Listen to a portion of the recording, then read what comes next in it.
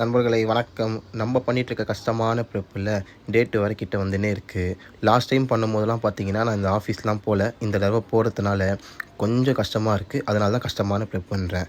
சரி, இன்றைக்கி செவ்வாய்க்கிழமை அதுவுமா சோம்பேறி பிடிச்ச நாள். எப்போவுமே ஜிம்மு முடிச்சுட்டு வந்து மீல் பேக் பண்ணுறேன் நான். இன்றைக்கி என்ன பண்ணிட்டேன், உஷாராக வந்துட்டு முன்னாடியே எல்லாத்தையுமே ரெடி பண்ணிவிட்டு அதுக்கப்புறம் தான் ஜிம்முக்கு சதறி போனேன். மறக்காமல் ஃபாலோ பண்ணிக்கோங்க, அப்புறம் வச்சுப்பேன். ஜிம்முக்கு போகும்போது நம்ம இனத்தில் ஒருத்தரை பார்த்துட்டு நம்மள மாதிரியே பண்ணுறான்னு சொல்லிட்டு நான் மேலே போய் ஷூவெல்லாம் மாட்ட ஆரம்பிச்சிட்டேன். இன்றைக்கி வந்து ஒரு பின்னாடி டே, அதாவது பேக் டே. பேக்குக்கு தேவையான எல்லா வேரியண்ட்டுமே போடாமல் கம்மி வெயிட்டில் வச்சு ஒரு 4 வேரியண்ட் மட்டும் போட்டேன்.